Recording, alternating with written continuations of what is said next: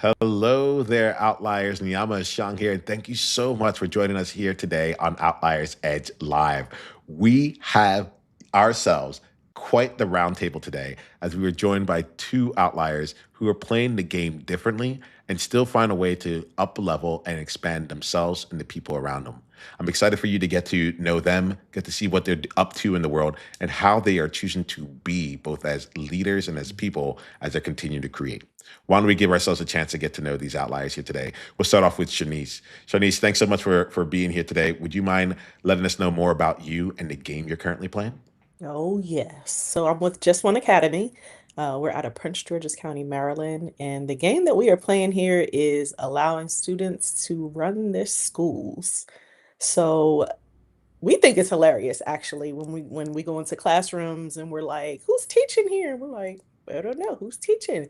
We're letting the students run the things because ultimately the control is in their hands and they have to take ownership of what they're doing, what they're learning, who they want to be.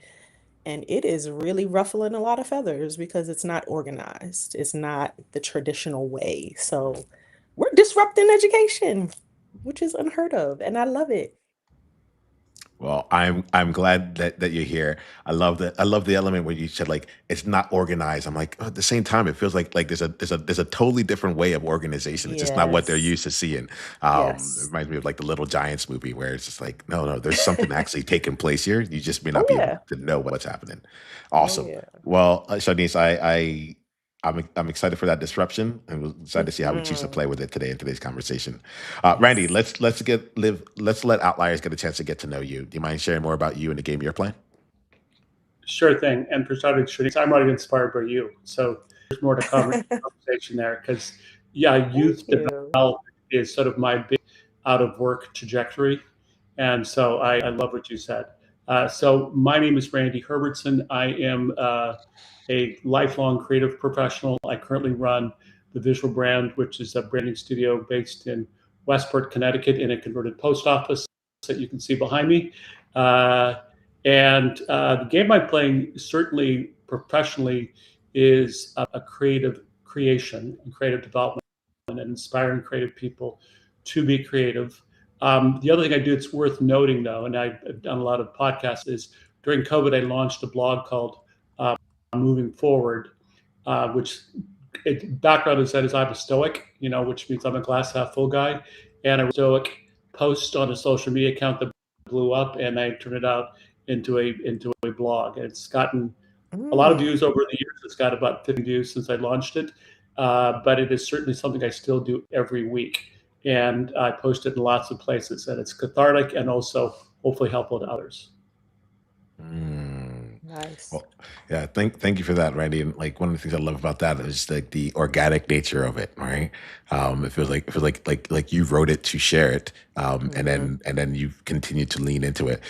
It's wild to me because you talked about like during the pandemic, and I'll look down. I'm like, that's about like 6 years ago, almost like to the day when everything like really started taking place. So like somehow 6 years has gone by, and if I'm Hmm. hearing here, like that's but 50 weeks in a year, that's 300 posts right there, that have kept on going. And so, outliers, two things with this here as we get into this conversation. One, recognize that time be timing, and so for yourself here, like 100%. we might start here on day one, and next thing you know, 6 years have gone by, and we've now done once a week, and it's 300 elements in there, Yep. or like the classrooms have continued to expand, or whatever it is that's your thing.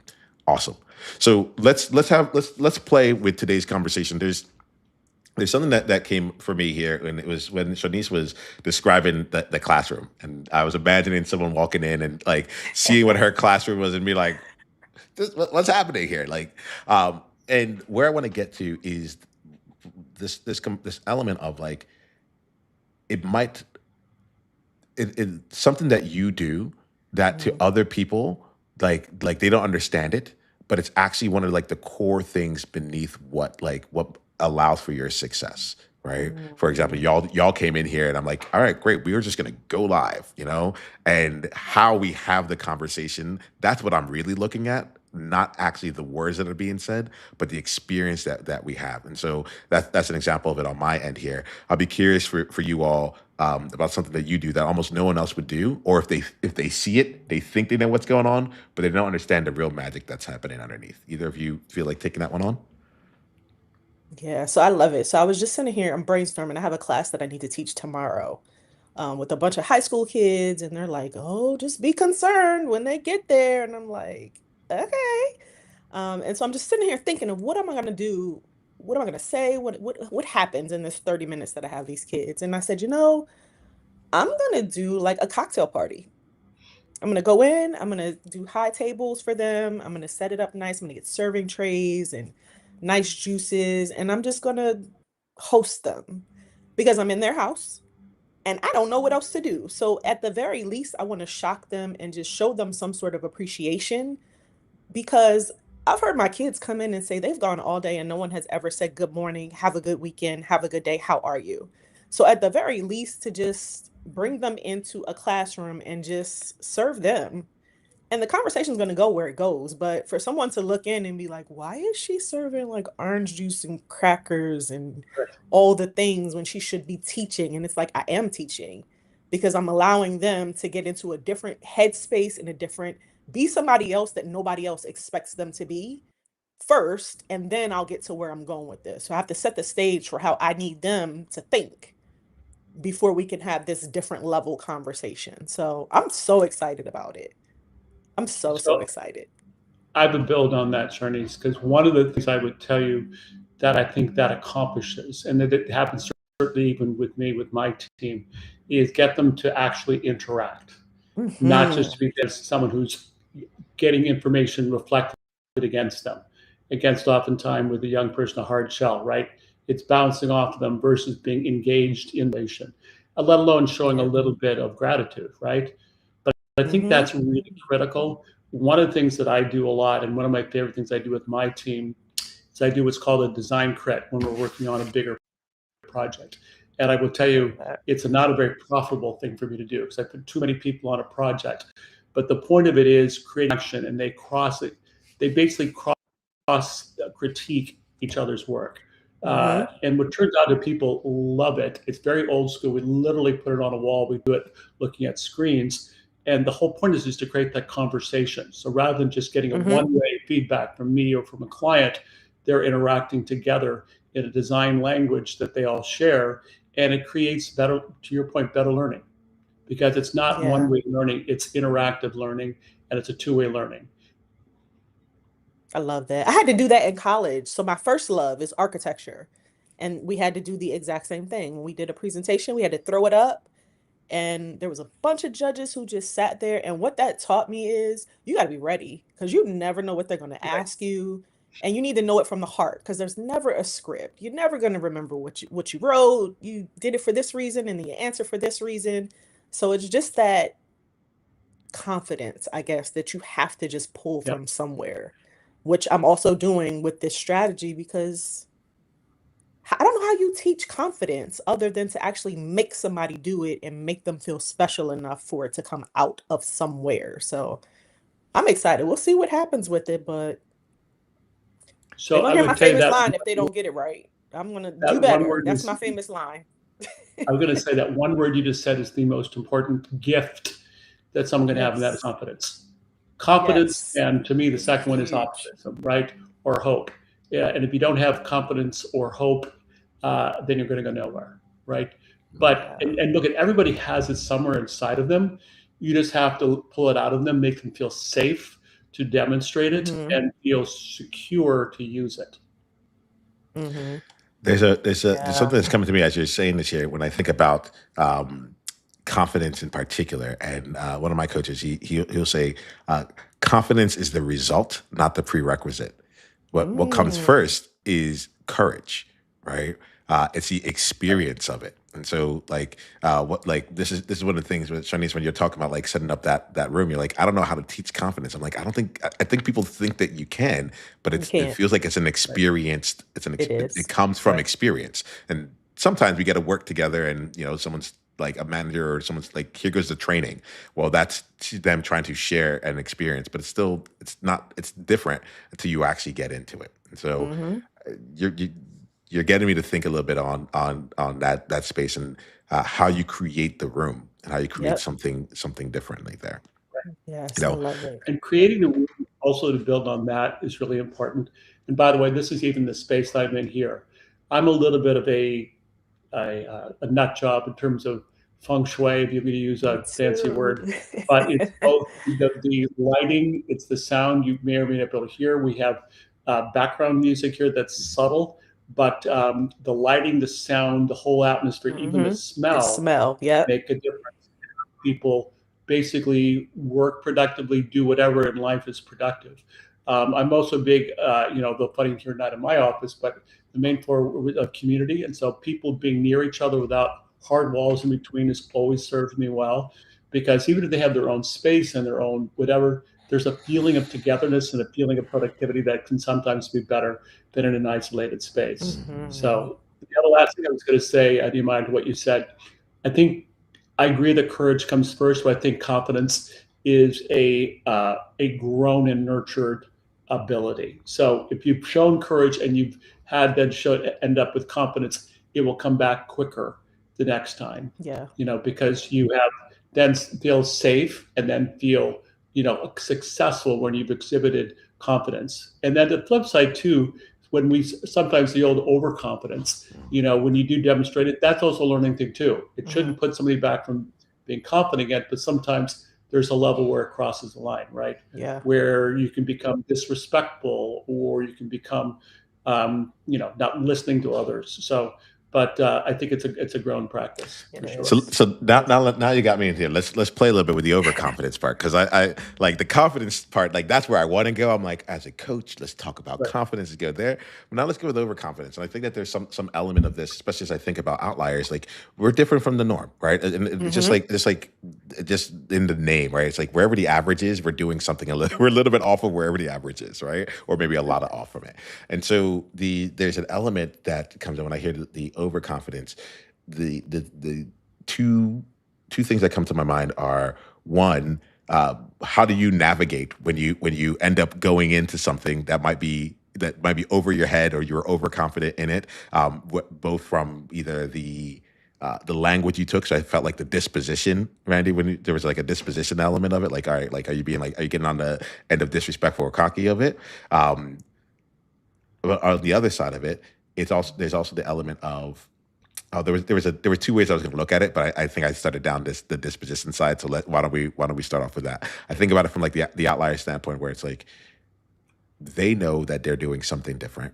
They can be confident in it. What happens if they walk over the line in terms of what the people around them are willing to take? And then the other side of it really just comes down to the component of, it's almost like, did I miss something major? Am I is this actually true, or am I being like overly optimistic? And my overconfidence is actually seated rooted in the wrong place. So I'd be curious to see like how y'all have navigated overconfidence, or how you navigate it with your teams and such, and what comes up to you around that. Let me know if that question wasn't clear. Every time I talk, and I talk for a long time, I'm like, let me make sure I actually got the actual question out. I think I get it. What I would say, sorry, Sharneise, to jump in first, but You're um, fine. I think that I kind of go back to we learn from bad experiences as much as we learn from good experiences, right? Mhm. And so, like I always tell people, a bad job you still learn things from. You still come out from it. Not only what you don't want to do, but things that you want to do differently. So that's the same thing with overconfidence. Is this being self-reflective enough and be actually cognizant of the moment when you have crossed the line to learn from it. And look, we all go in the situation. We had a conversation with somebody, and it could be anybody. It could be a boss, a client, a peer, whoever, and you know that it didn't go well, right? And then so the best thing to do is to reflect what didn't go well, and rather just beat yourself up about it. Sometimes it's that I came on too strong, right?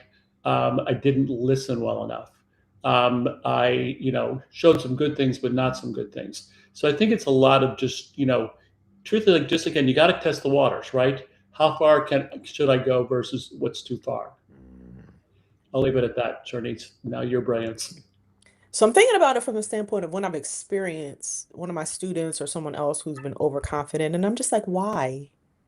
What, like, why are we here? What point are we trying to prove, or what are we trying to mask, or like what is it? Because usually I find that there's nobody else in the room who's doing that. There's like a competition of self. Mm. And so it's like, what are you Right. really doing here? Did I miss something? Like, let's get to the root of where all of this is coming from, because the confidence level is great. Let's get it there, but there's a humility that comes with that too. Yeah. And then I have no problem letting people fall. I have no problem letting people fall, because if that's who you choose to be, then there's always a good and a consequence that comes with it. And I'm there to be like, okay, it's time to get up, but fall if that's where we're going to be. Because again, some of these lessons you can't teach. You can't say turn to page 6 and this is what we're going to learn. You have to fall flat on your face, which we've all have done, and then feel that bump on your nose and be like, oh, I didn't like that. And then we'll talk about, so the result of that was because you were being a butthole when you were supposed to just be, I'm sorry, I can't say it on the show, you were supposed to just be this, and you just took it way overboard. Yeah. So I'm good with letting people fall. Fall. Go ahead and fall. I'll dust you off after you learn your lesson, and we'll keep moving. But You said a really important no. nut there, and that is humility. I think humility is Yeah. a really great attribute, because there's a humility to feeling good about who you are and what you can do and what you've accomplished. And I think when we forget humility is where we can go over the line, right? Mhm. Because part of that is, it is, like I said, it's a gift, you know, it's a gift. Yeah. And so it's important to recognize that it's not something that, we just, and look, honestly, some of us just have it. It's like faith. Some people just have it or they don't, and Yeah. confidence to some level is the case, but it could also be grown and learned. So Yeah. I want to play a little bit here, and I'll take the yeah, I have a love hate relationship with humility right now, right? And Mm. the love hate relationship I have is like I'm a champion of outliers, right? And so the general sense for me is, okay, you're already doing things that are beyond what most people would expect, right? Um, and I often find that sometimes humility ends up being like a ceiling, right? And it ends up capping where we could go, because rather than continuing to give or continuing to grow or continue to up level, it's like, you know what? Let me actually just kind of keep this on the back burner. Let me hold back a bit here. And so this is not, I don't want to get into humility good, humility bad. That's not it. It just is, right? It's like, but I'm really curious about how you use it powerfully, not to both to continue to grow and still give room and space for other people, or still have room for you to keep learning. There's something in it where I feel that it's almost as though I talk to people and humility can hold them back at a certain point, as opposed to continuing to let them continue to expand. And I'm really curious how y'all navigate that.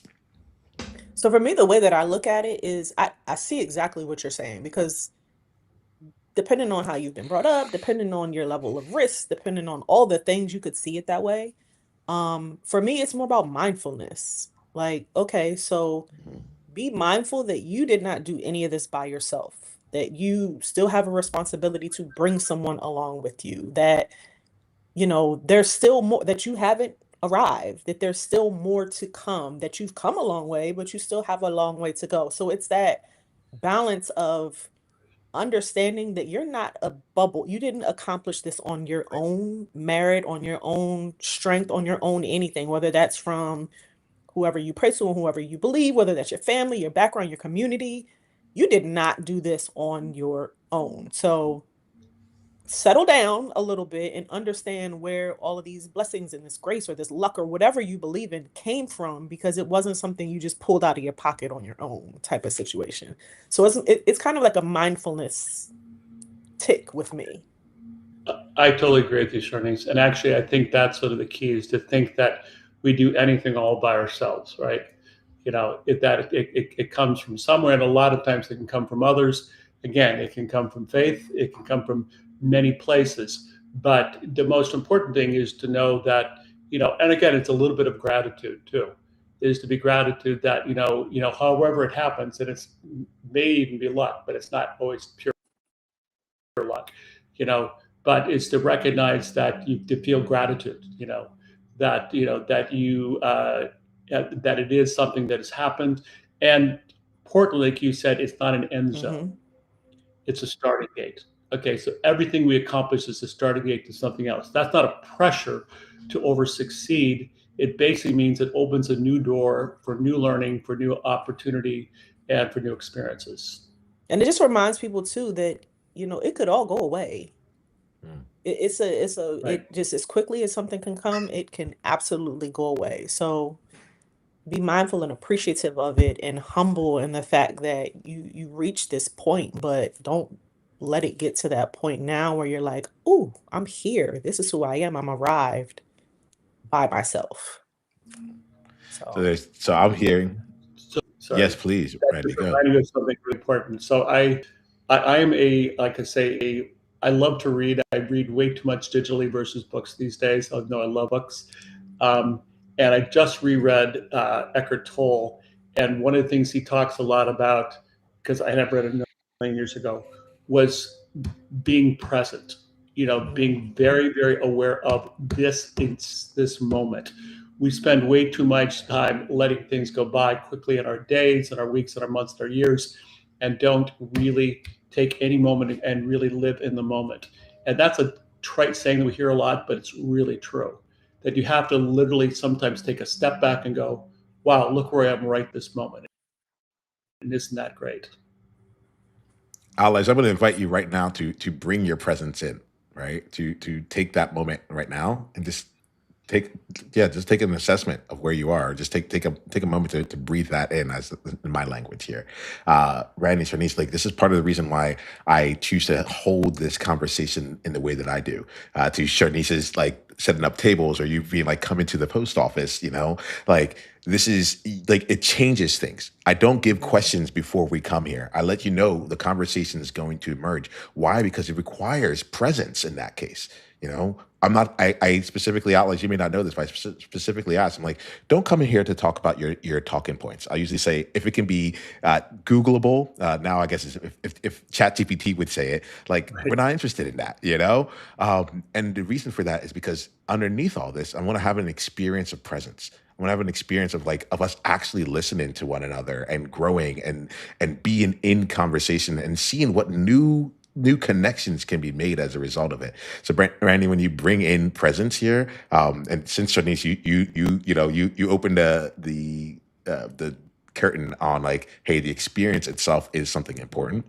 I wanted to tie those two things together. Randy, I'm thinking about you right now in being in the post office. And there was something, I think, Shanice, you said this. You said, be someone that no one, you want to help them be someone that no one expects them to be, and to set the stage for how you want them to think, right? Or, like, the level that you want them to be thinking at.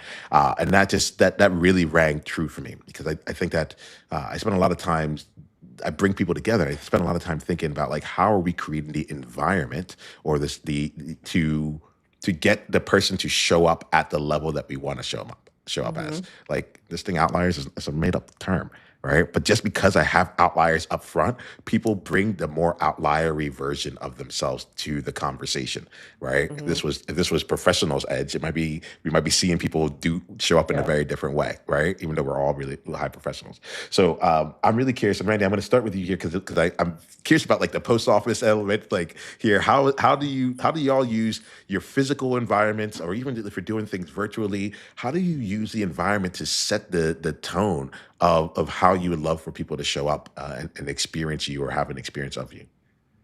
So I'll give you one most immediate example. So again, I would say my team is, I do have a level of hybrid on my team where certain days some people are working remotely who live a little far away. But we have 3 days a week when everybody is here, and somebody's here. People are here all every day of the week.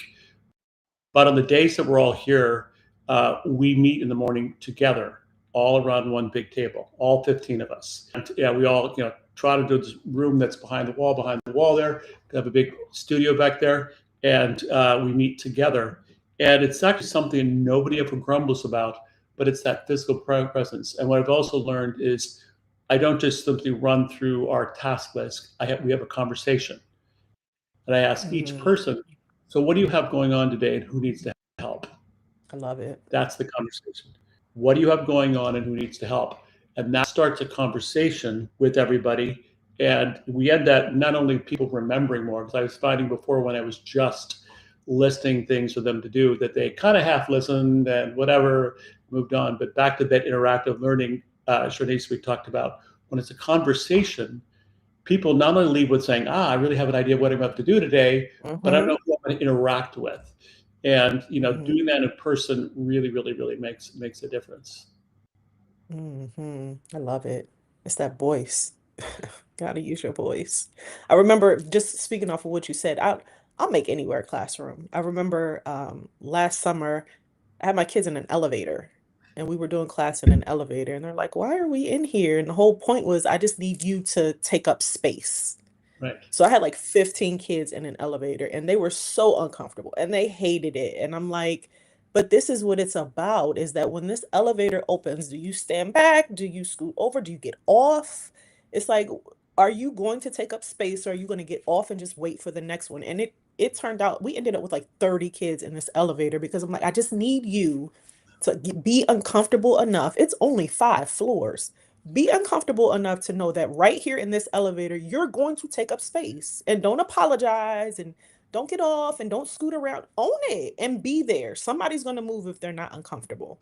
right. And they loved it. They were in there and they were talking. And I'm like, now I'm uncomfortable because I'm like smashed up against the wall. But I got my point across of be in this space and be big in this space. And nobody's paying attention to oh, you touch my shoulder, oh, or whatever, because we all belong here. So it was good. I'll use anything in any space for classroom. That's great.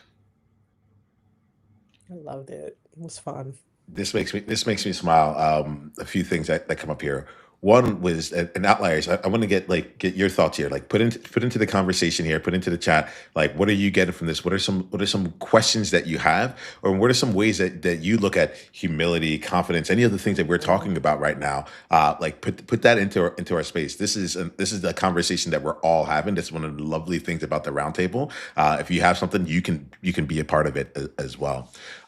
And there's so there's things you're saying that it tickles me. Both of y'all have like, hey, I'll tell you what's really going on through my mind.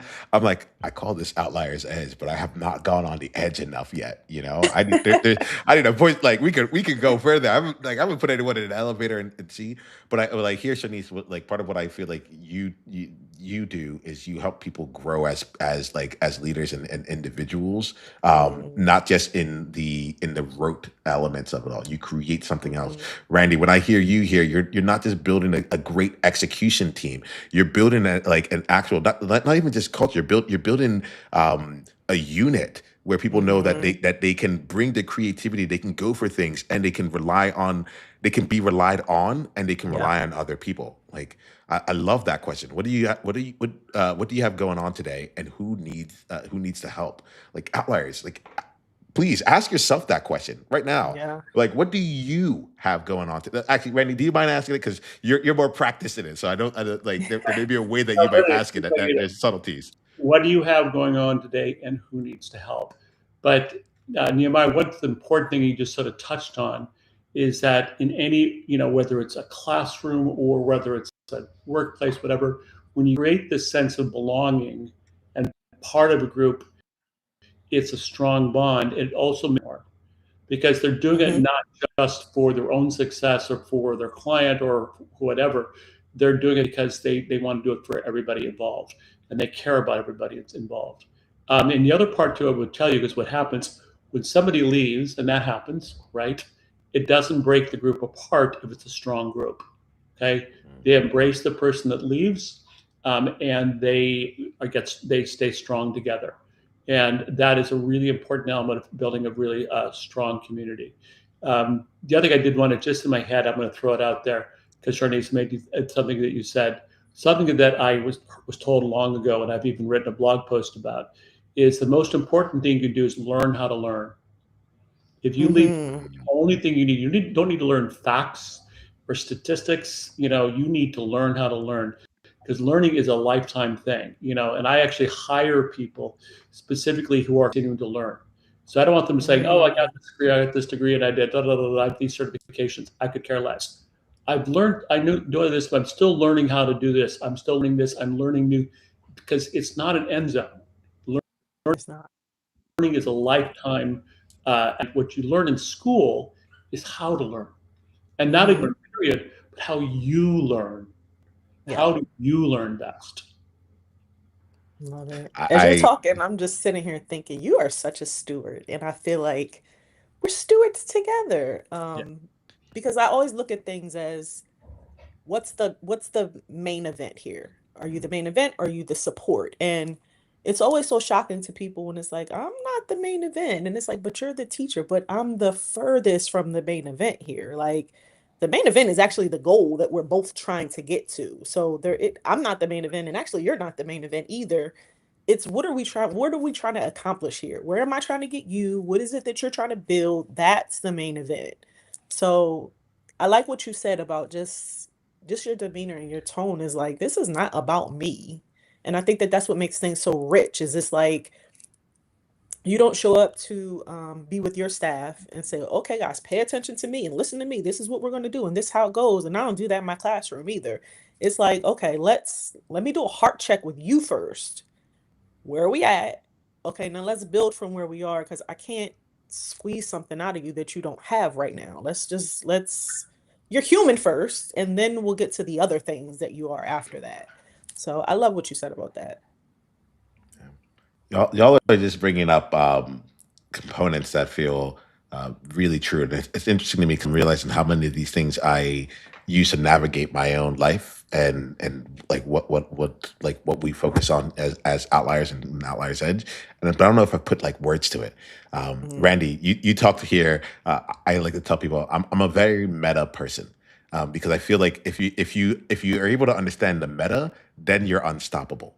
You know, mm, like so learning how to learn. I'm like, if that's like the number one, if you have that, you literally cannot be stopped because even if you don't know it now, if you've learned how to learn, like then you will be able to figure it out or figure out who to talk to or how to ask it or whatever it is. And at that point, the sky's the limit. At that mm, Right. point, there's no reason to be like, you can't be held down because even if it's not here right now, you can learn on it. And so I like my whole body comes alive with that because I'm like, that is probably the single biggest like opportunity for people, provided they actually act on what they learn. You know, there's a lot of like institutional knowledge that is Right. different than practical that's been practiced, but there's something that really is there. Randy, I feel like you want to say something on that, please. No, I'm reacting to what you're saying, um, Yeah. because I think it's really, really true. And by the way, you know, like you said, you feel it as much as that you acknowledge it rationally. You know, so that's Mhm. back to your emotional and your functional piece of your life mm, coming together. And we know that those are two intrinsically tied. You know, we have to be rational and we have things to accomplish and stuff like that. But emotionally, we're not in the right space to do it. It doesn't matter what we try to do. Okay. And that mm, gets back to everything that we're talking about. And by the way, you also can't let your emotions run rampant and let it, I've seen people, including my own children, like go down a spiral because they're going, oh, I'm helpless. I can't do it. So that's letting your emotions take over versus mm, saying, belly up here, realize you need and want to accomplish some things, but the productivity is in the end zone. Okay. right. Because It's not the main productivity is event. is not the main event. Exactly, sure. It's Mm-hmm. the main event being able to feel good about it and to accomplish things and know that it's an ongoing process. 100%. 100% agree with that. And the thing too, what you're saying about the learn to learn, teachers hate when I say it, but I'm like, you're not teaching these kids anything. Like as a teacher, you're teaching them where to find it, and how to apply it in a real world. They Yeah, can Google or YouTube or anything quicker than you can ask the question. We're not teaching them really anything. We need to teach them where to find it and then how to use it the right way. that's right. But they can find this stuff out with Chat GPT before we can even put the period at the sentence. But Right. they don't know how to, if they don't know how to use it, then they're not even learning how to learn. You know what I mean? How to use the thing. So teaching them how to think, how to learn, how to apply it, where to apply it, when to apply it. That's to me where the teaching comes in. Because information is information. You can't do anything with it if you don't know how to use it. The other thing you said that was really So, important is uh, you you have to know how to ask it. mm-hmm. One of the things, just back when people say, "Oh, you're great at googling things." Well, the only reason you're good at Mm-hmm. googling things before was because you know how to ask the right questions. So Yep. the same thing. By the way, I don't use ChatGPT because I think Sam Altman is a sociopath. Sorry, but I love Claude, Love and it. the Anthropic people are all ex OpenAI people that didn't like the ethics of OpenAI, and I love Claude. But it's like anything else. When you know how to ask the right question, you get better output. It doesn't just happen Yep. because you said, "Hey, we turn it on." You ask a bad question, you get a bad answer, right? Yep. You have to ask a thoughtful, insightful question with a goal of what you're trying to accomplish, then you get a better answer. But honestly, AI is really reflective. It is even with agentic AI, it's still reflecting on things that existed or happened. If you don't know how to search for it or ask the right questions, you're not going to get the right answers. And then to come full circle with it again. Giving my kid, the biggest challenge that I have with my kids is giving them the confidence to even ask the question. I'm like, call me Mm. back. Why didn't you call me back? Because I was afraid of what? That I'd answer after I told you to call Right. me back. So it's just, you can't even get to it if you don't have the confidence to even ask the questions. And Yeah. I think that's a thing that's going around with young people right now. They will not ask questions about what they need, about when they don't know something. And I don't know if it's because they've been embarrassed or because they've been made feel ashamed of, or they just don't even know how to frame it. But I'm like, this whole thing, the no question is the only dumb question thing, they've never even heard of that before. Like, Right. it's like, I'm just not gonna say anything. I'm gonna wait and see if someone else just says it, or I'll just leave it alone. And I'm like, whoa, that's scary. You know, That's a Sharneise, you scary said thing. like it's happened with young people, but like I think this is just a people thing. We learn Right. it young, we learn it, and then it stays there. And so Yeah. like this is I'm really grateful. I'm getting goosebumps as I'm talking to you all, but I'm really grateful for this conversation because part of what like we stand for here at Outliers Edge is to unlearn, right? We're Yeah. normalizing in this conversation, we're normalizing a different way of thinking than most Hmm. other people will approach it, right? And we're all just meeting each other in the last hour here, right? But like Hmm. in this space here, we're going on being like, hey, by the way, like it can be this way. It can be this like oh, there's a tool, there's a skill set in Hmm. learning how to learn, learning how to ask, you Yeah. know, and there's something in here that changes it. But I think a lot of this to me is just like how do we keep the aperture open? How do we get to the place where people do recognize the resourcefulness that they have and the agency that they have, so that even if you're bringing everyone into the office, like, and you're having a team meeting, like it's everyone's at the round table and we're asking different questions in it. It's a different experience versus something that like might traditionally be done. Y'all get me really excited. Hmm. We're coming up on the top of the hour, so we're going to start wrapping up Hmm. for today. I want to. I don't always do this, but I want to do it with you all because I feel like y'all have really done it. So we're going to end with three questions. We'll answer them each fairly quickly. The first one's going to be what I call an outsight.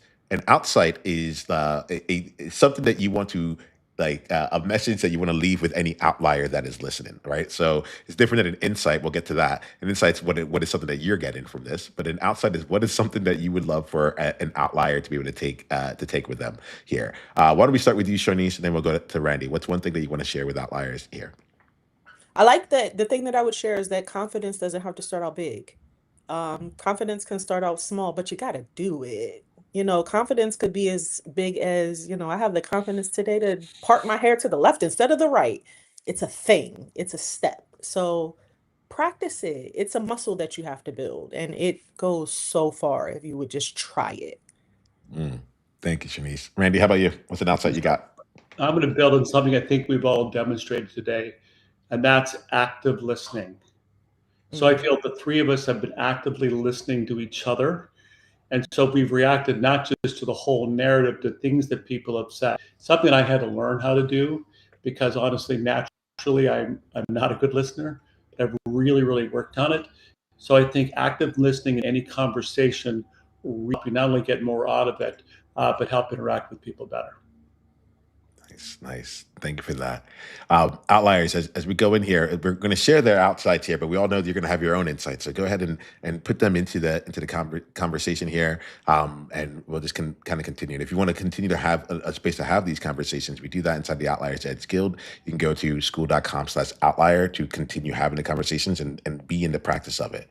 Well, that's where outliers can go and meet here. Shanice and Randy, I want to make sure that they know how they can go deeper into your world as well. So, Randy, we'll start with you on this one here. How can any outlier go deeper down the journey with you?